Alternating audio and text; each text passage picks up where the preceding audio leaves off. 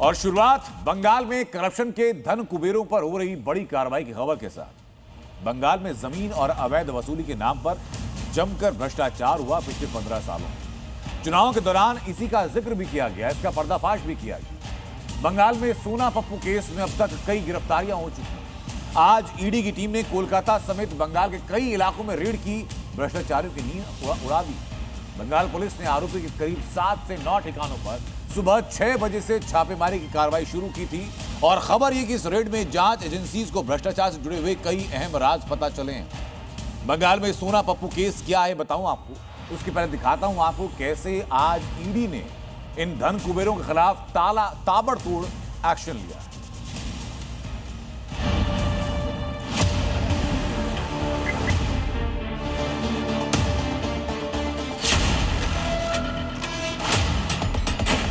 बंगाल में ताला तोड़ कार्रवाई, करप्शन के खिलाफ ईडी का एक्शन। बंगाल में शुक्रवार की सुबह होते ही करप्शन से घिरे आरोपियों के पतों पर ईडी की टीम ने ताबड़तोड़ एक्शन दिखाया और एक के बाद एक सोना पप्पू मामले की बंद कड़ियों को तोड़ डाला।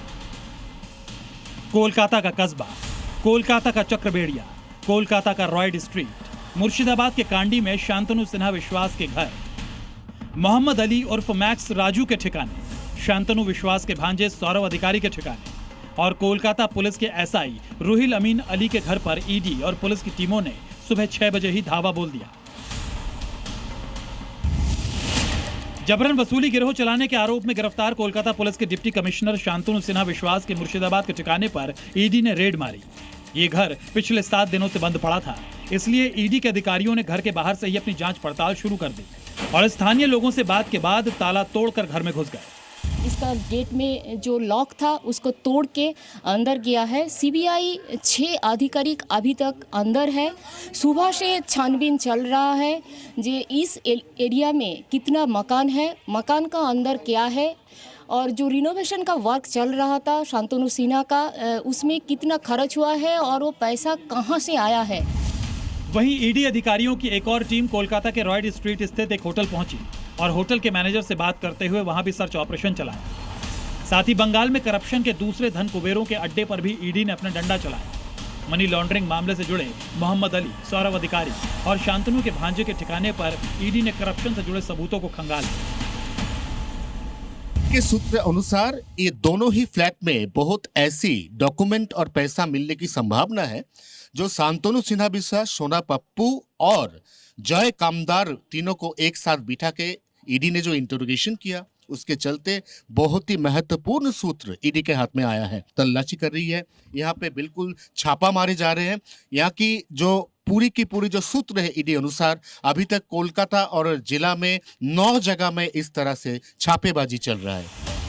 आपको बता दें कि शांतनु सिन्हा को ईडी ने जबरन वसूली और मनी लॉन्ड्रिंग के गंभीर आरोपों में गिरफ्तार किया है। शांतनु सिन्हा के तार कुख्यात अपराधी सोना पप्पू के गिरोह से जुड़े हुए हैं। आरोप है कि शांतनु ने भी अपने पद का दुरुपयोग कर जमीन हड़पने और रंगदारी जैसे अवैध कामों में मदद पहुंचाई।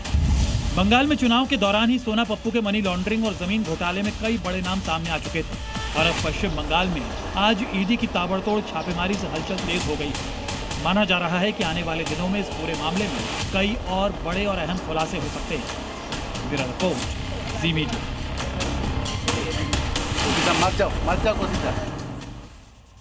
पश्चिम बंगाल में सोना पप्पू मामला रियल एस्टेट माफिया और मनी लॉन्ड्रिंग नेटवर्क से जुड़ा एक बड़ा केस है। सोना पप्पू का असली नाम है बिस्वजीत पोद्दार, जिस पर ईडी और दूसरी एजेंसीज कई गंभीर आरोपों की जांच कर रही हैं। दरअसल सोना पप्पू मामले में ईडी जो है वो रियल एस्टेट और फ्लैट देने के नाम पर हुए करोड़ों की धोखाधड़ी की जांच में जुटी है।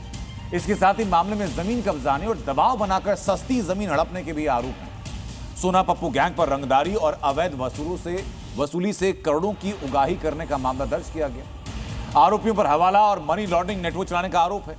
शेल कंपनीज के जरिए काले धन को सफेद करने की भी, यानी कि ब्लैक से व्हाइट करने की आशंका है और ईडी अब इस पूरे केस में करोड़ों रुपए नकद, सोना चांदी, कई डॉक्यूमेंट्स और डिजिटल डिवाइस को जब्त कर चुकी है।